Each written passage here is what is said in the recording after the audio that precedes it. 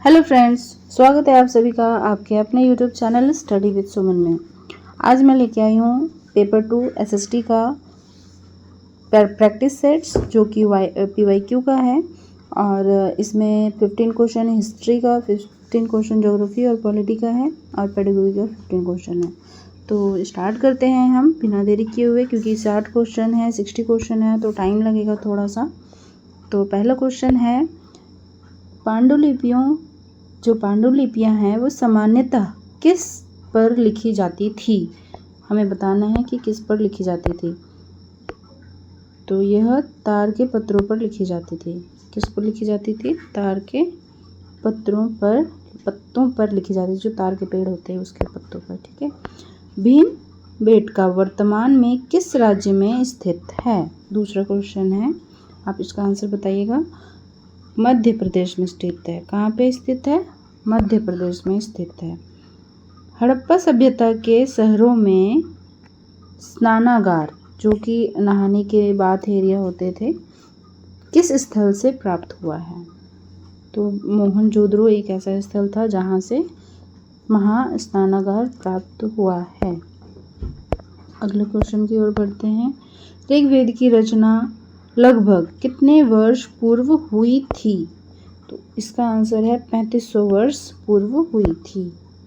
Question number 5, महाजनपद के राजाओं द्वारा वसूले जाने वाले करों में सबसे महत्वपूर्ण कर कौन सा था? यानी कि टैक्स जो वसूलते थे, कर, वो कौन सा था? जो फसलों पर कर वसूला जाता था वो कुल उपज का कितना भाग होता था? 1/6 भाग। मतलब जितना आपने टोटल, अगर मान लीजिए आपका 100% हुआ है, उसका 1/6 भाग वो लोग क्या करते थे? कर के रूप में ले लेते थे। तो इसी तरह से 1/6 भाग ले जाता था। बौद्ध धर्म के संस्थापक गौतम बुद्ध का जन्म कहाँ हुआ था? लुम्बिनिया में हुआ था। कहाँ पे हुआ था? लुम्बिनिया में। अगले क्वेश्चन की ओर बढ़ते हैं। मौर्य साम्राज्य की राजधानी कौन सी थी? मौर्य साम्राज्य की राजधानी पाटलिपुत्र है। ठीक है। अगला क्वेश्चन है, गुप्त वंश के किस प्रसिद्ध शासक को भारत का नेपोलियन कहा जाता है? भारत का नेपोलियन किसे कहा जाता है? तो समुद्रगुप्त को। भारत का नेपोलियन समुद्रगुप्त। ठीक है। अगला क्वेश्चन है, हर्षचरित नामक ग्रंथ के रचयिता कौन हैं? बाणभट्ट। हर्षचरित नामक ग्रंथ के रचयिता कौन है? बाणभट्ट। 10वां है, चोल साम्राज्य में वेल्लाल किसे कहा जाता था?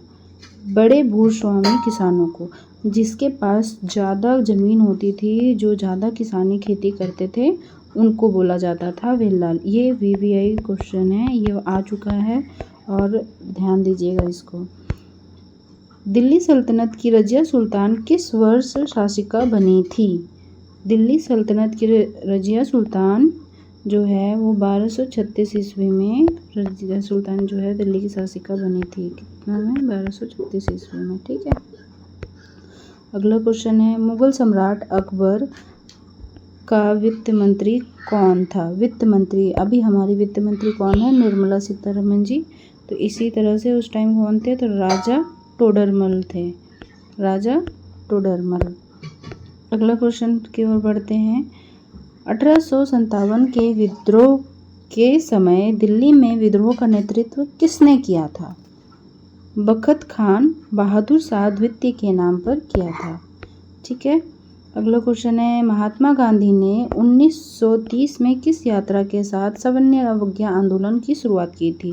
दांडी यात्रा के साथ। ये दांडी यात्रा वाला क्वेश्चन ना बहुत आता है। इस तरह से ये जो महात्मा गांधी के जो उन्होंने सवर्ण आंदोलन किया था, इससे रिलेटेड क्वेश्चन ये VVI है, आप इसको पक्का देख लीजिएगा। 15वां क्वेश्चन है और ये हिस्ट्री का लास्ट क्वेश्चन है। भारत का संविधान कब लागू हुआ था? भारत का संविधान कब लागू हुआ था? तो 26 जनवरी 1950 को लागू हुआ था। ठीक है। ये सारे पिछले वर्ष के आए हुए क्वेश्चंस हैं और इतने सारे आपने कर लिए, इतना इनफ है। ठीक है। अब हम बढ़ते हैं भूगोल की ओर। ये भूगोल में 15 क्वेश्चन है, जो कि आपका टोटल 15 क्वेश्चन आएंगे 30 तक में, 16 से लेकर के 30 तक का सारा क्वेश्चन भूगोल का है, ठीक है। और ये सारे PYQ हैं, पक्का आप ध्यान से पढ़िएगा।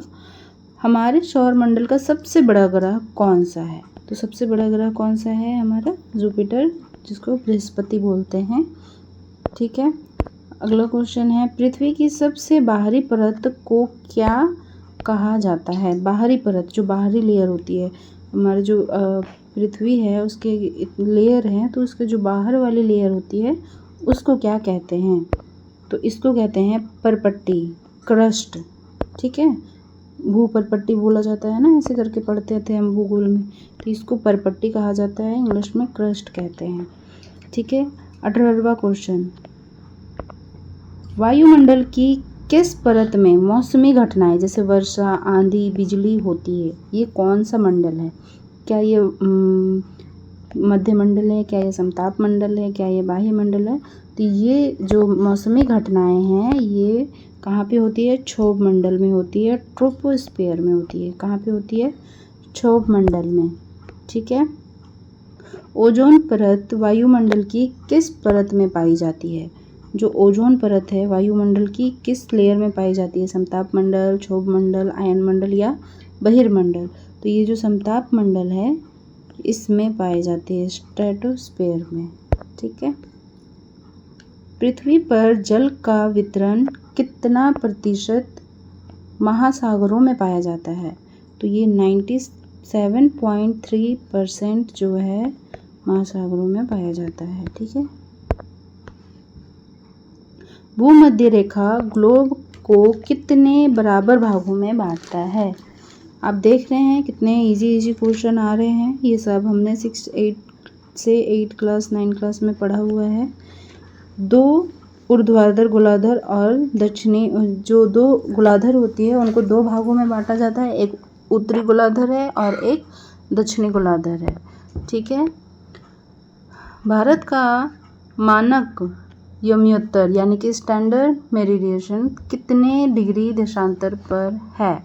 ये डिग्री वाले क्वेश्चन एक ना एक पक्का आते हैं, एक पक्का ध्यान दीजिएगा। इसका है 82.5 डिग्री पूर्व में, ठीक है, 82.5 डिग्री पूर्व। ज्वार भाटा मुख्य रूप से किसके गुरुत्वाकर्षण खिंचाव के कारण होती है? सूर्य और चंद्रमा के गुरुत्वाकर्षण के कारण जो है ज्वार भाटा आती है। ये चीज़ हमने पढ़ा है, ठीक है।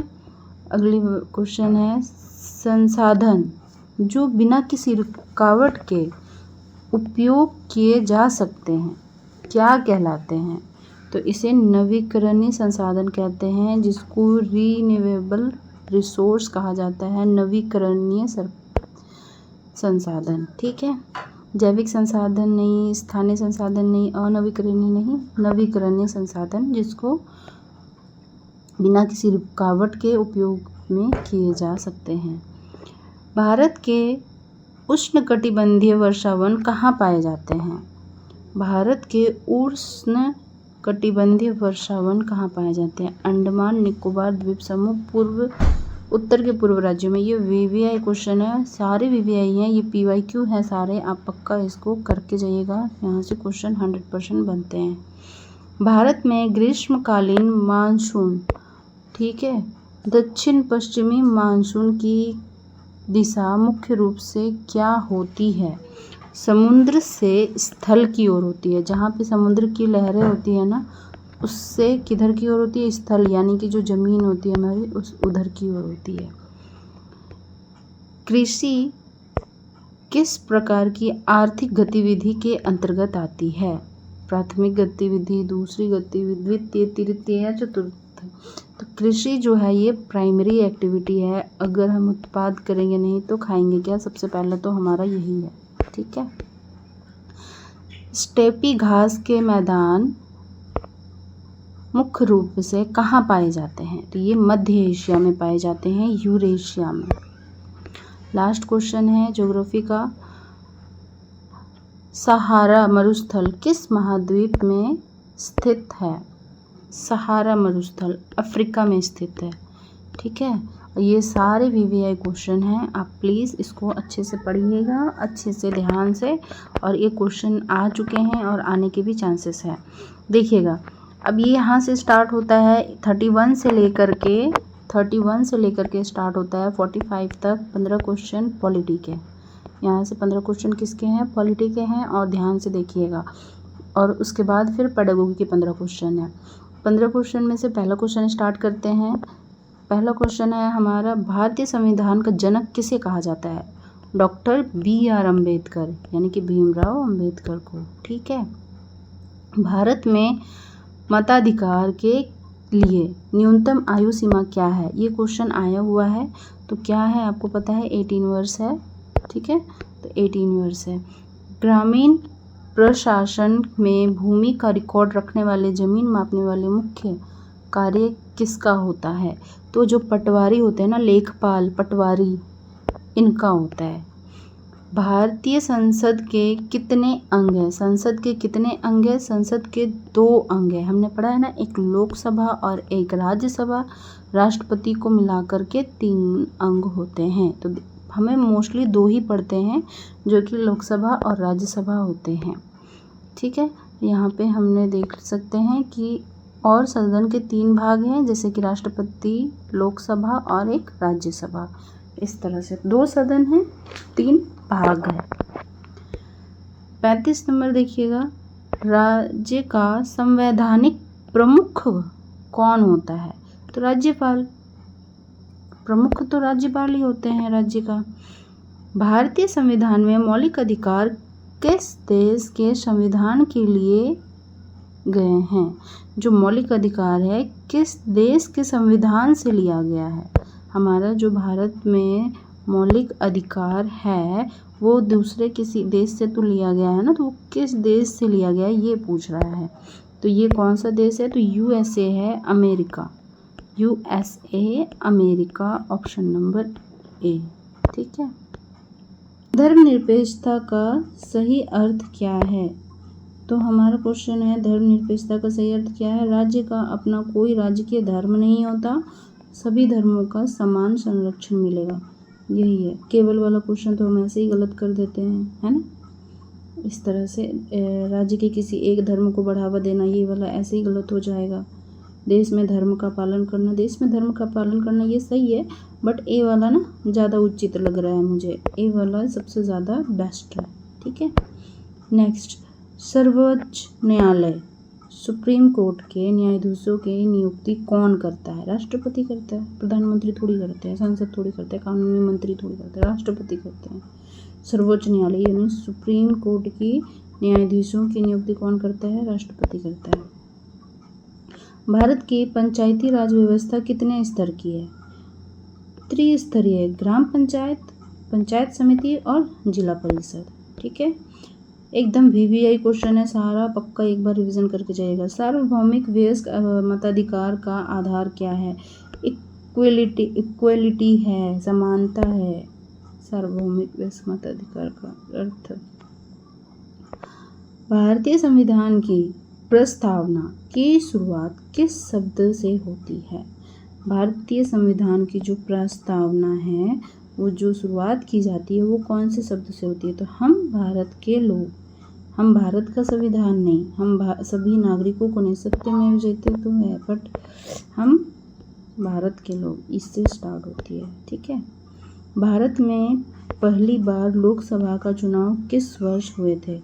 1951 से 1952 में हुआ था। ठीक है, ए नंबर। जनहित याचिका PIL भारतीय न्यायिक व्यवस्था के किस दशक में आई थी? 1980 में आई थी। कब आई थी? 1980 में आई थी। हाशियीकरण VVI, ठीक है, हाशियीकरण का मुख्य कारण क्या है? सामाजिक, आर्थिक, सांस्कृतिक, भाषाई रूप से मुख्य धारा से पिछड़ जाना। ठीक है, जो पीछे हो जाते हैं ना, जैसे कि कुछ लोग अभी भी ऐसी जनजाति है, SC ST वाले लोग जो कि क्या हाशिए पर आ रखे हैं, विलुप्त होने पे आ रखे हैं, कुछ इतने कम लोग हैं किसी किसी जनजाति के लोग, तो उसको बोलते हैं हास्यकरण, मतलब जो कि पिछड़ जाते हैं, पीछे होने को आते हैं, पिछड़ जाना। भारतीय संविधान का कौन सा अनुच्छेद अस्पृश्य यानी कि छुआछूत का अंत करता है? अनुच्छेद 17 जो है छुआछूत को अंत करता है। अब हमारा स्टार्ट होता है यहाँ से लास्ट वाला सेशन, जो कि 15 क्वेश्चन लास्ट के जो हमारे आते हैं, उसमें 15 क्वेश्चन किसके रहते हैं? पेडागोगी के, यानी कि CDP के। ठीक है, ये अब हमारा हो रहा है SST का, CDP स्टार्ट हो रहा है, पेडागोगी। अब यहाँ से लेके 60 लास्ट क्वेश्चन रहेगा, और जो कि VBI है, अच्छे से जरूर देखिएगा। उच्च प्राथमिक स्तर पर सामाजिक विज्ञान में कौन से विषय शामिल होते हैं? गणित विज्ञान, केवल इतिहास भूगोल। केवल वाला क्वेश्चन दिख गया, हमें गलत करना है। ठीक है, केवल वाला ऑप्शन दिखा आपको, दिख रहा है ये केवल वाला बी नंबर, इसको गलत करना है, इसको हमने कट कर दिया। भौतिक रसायन विज्ञान उच्च प्राथमिक स्तर पर, गणित एवं विज्ञान, इतिहास, भूगोल, राजनीतिक विज्ञान, नागरिक शास्त्र और अर्थशास्त्र। सामाजिक विज्ञान पहले ही बोल दिया है यहाँ पे, SST हमें यहाँ पे पहले ही बोल दिया है, तो इसमें गणित विज्ञान कहाँ से आएगा है? जीव विज्ञान कहाँ से आएगा? अब केवल इतिहास भूगोल तो नहीं है नहीं है, तो ये सारे 4 बुक हैं, इतिहास, भूगोल, नागरिक और अर्थशास्त्र, जो कि हम पढ़ते थे 10th क्लास में, 9th में। NCF 2025 के अनुसार उच्च प्राथमिक स्तर पर सामाजिक विज्ञान पढ़ाने का मुख्य उद्देश्य क्या होना चाहिए? नक्शे बनवाना, परीक्षा में अधिक अंक दिलाना, या फिर रटवाना? देखा आपने क्या किया हमने? लास्ट ऑप्शन A है, जो कि सबसे बेस्ट है। अतीत के साथ साथ वर्तमान को समझने और एक जिम्मेदार नागरिक बनने का क्षमता विकसित करना। इससे पॉजिटिव नेगेटिव और कोई आंसर है यहाँ पे? नक्शे बनवाना तो नहीं हो सकता ना हमें SST पढ़ाने के लिए। हमें अगर बच्चे को SST सिखाना है तो हम उससे नक्शे थोड़ी बनवाएंगे, है ना? हम उससे नक्शे नहीं बनवाएंगे, हम उससे अधिक रंग नहीं, रट्टा नहीं लगवाएंगे, हम उससे क्षमता का विकास करेंगे अच्छा नागरिक बनने के लिए। ठीक है, सामाजिक विज्ञान की कक्षा में प्रोजेक्ट वर्क का मुख्य लाभ क्या है? रट्टा लगाने में वृद्धि करना नहीं, गृह कार्य का बोझ बढ़ाना नहीं, बच्चों का समय बिताना नहीं, अवसर देना, अनुभव देना, अवसर देना। ये तो बेस्ट है। मैंने पता है इसी तरह से एलिमिनेट करके बहुत सारे आंसर बनाए थे, आपको यही करना है एग्जाम में। सामाजिक विज्ञान शिक्षण में स्रोत आधारित प्रश्न क्यों महत्वपूर्ण है? इससे समय की बचत होती है। सही है, ठीक है। ये परीक्षा को कठिन बनाते हैं? नहीं। इसमें कोई शैक्षणिक महत्व नहीं है, ऐसा कुछ तो है नहीं। और ये भी नहीं है कि समय हमें ज़्यादा बचाती है। हमारा आंसर A वाला देखिए कितना अच्छा सा ऑप्शन दिया हुआ है A में। ऐतिहासिक साक्ष्यों को परखने की क्षमता विकसित करते हैं, यानी कि क्रिटिकल थिंकिंग। ये छात्रों में आलोचनात्मक चिंतन और ऐतिहासिक साक्ष्यों को परीक्षा। इससे बेस्ट ऑप्शन और कोई दिख रहा है आपको? जो सबसे लंबा आंसर लगे ना, वही आंसर होता है हमेशा। सामाजिक विज्ञान पढ़ाते समय वृत्त चित्र यानी कि डॉक्यूमेंट्री या फिल्म का उपयोग करने का सबसे अच्छा कारण क्या है? सबसे अच्छा, पढ़ाई से छुट्टी देना? नो भाई, गलत है। मुझे जो गलत लग रहा है मैं उसको पहले काट रही हूँ, ठीक है। कक्षा में मनोरंजन करना, बिजली का उपयोग करना ऑटोमेटिकली। अब हम इसको पढ़ते हैं। अमूर्त सामाजिक ऐतिहासिक वास्तविकताओं को सजीव और दृश्य रूप में प्रस्तुत करना, बेस्ट। और इसी तरह से आपको उसमें भी मिलेंगे, एग्जाम में भी इसी तरह से ऑप्शन मिलते हैं। टेंशन मत लीजिए कि मैं इजी वाला, इस सेम टू सेम ऐसे ही ऑप्शन रहते हैं मेरा। इसीलिए मैं बोल रही हूँ, मेरा कॉमर्स था ना, मैं इसी करके मैंने पास किया है। आप भी इसी तरह का पक्का ऑप्शन अपनाइएगा। सबसे पहले तो काटते हैं, चलिए 51 वाला क्वेश्चन में काटते हैं।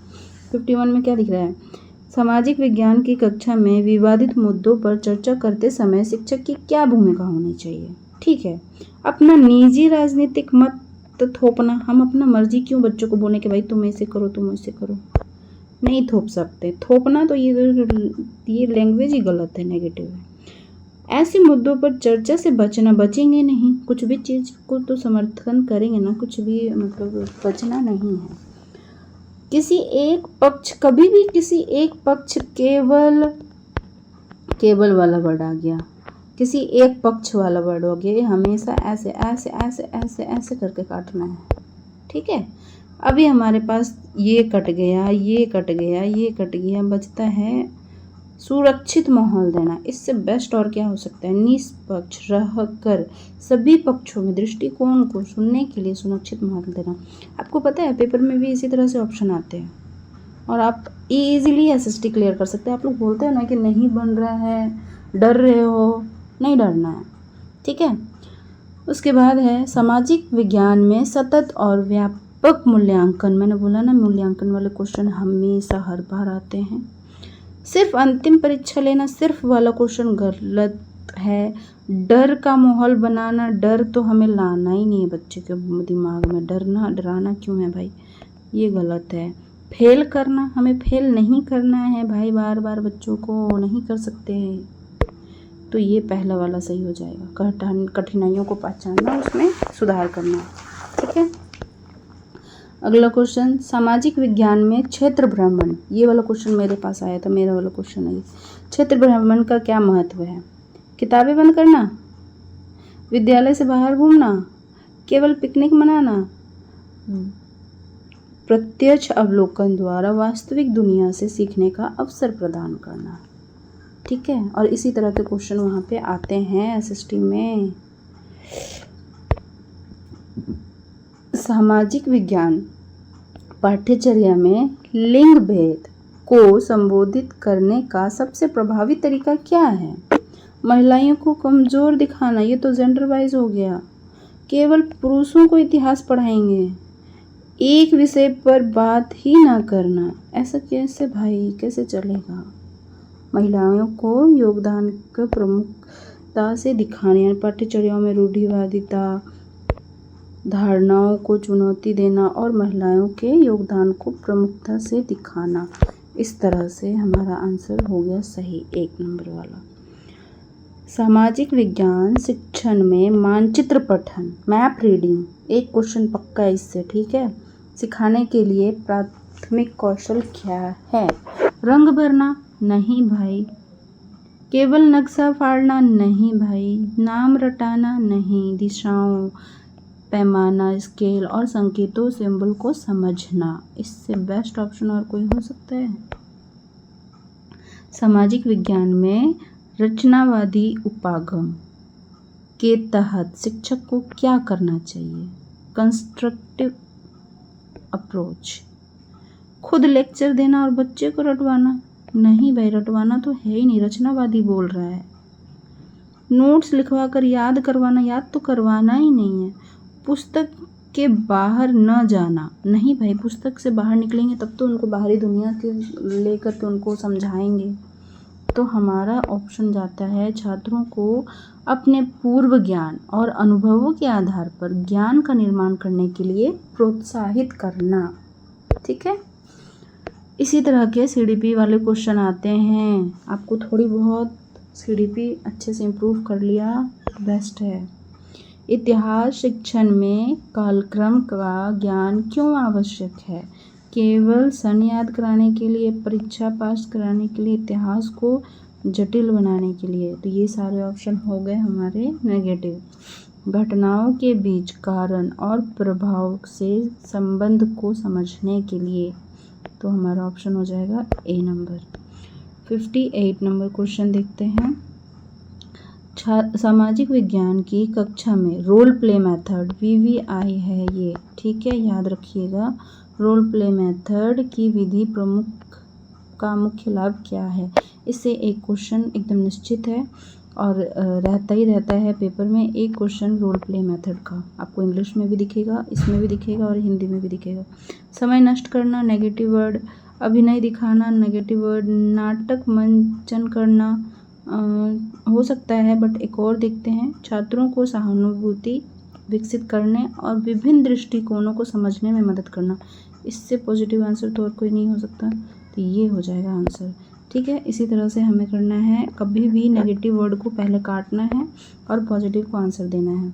सामाजिक विज्ञान में संकल्पनात्मक समझ तथ्यात्मक जानकारी के किस प्रकार बेहतर है? तो हमें बताना है कि जो संकल्पनात्मक समझ है, जो कॉन्सेप्चुअल अंडरस्टैंडिंग है, वो तथ्यात्मक जो रियल से जानकारी से किस प्रकार बेहतर है। तो यह केवल रटने की बजाय यहाँ पे रटना, देखो रटना देख करके हमें काटना भी तो नहीं है, बजाय लिख दिया यहाँ पे। अब इसमें तो ये बोल दिया यह कठिन होती है, ऐसा नहीं है। इसका कोई लाभ नहीं है, ऐसा तो बिल्कुल भी नहीं है। यह परीक्षा में नहीं आती है, इससे हमें क्या लेना देना है। कठिन होती है, लेकिन इसे रटवाने के बजाय विचारों को विभिन्न संदर्भों में लागू करने की क्षमता देती है। तो हमें सबसे बेस्ट ऑप्शन ये वाला लगता है, तो ये आंसर हो जाएगा। और ये है हमारा लास्ट क्वेश्चन आज का।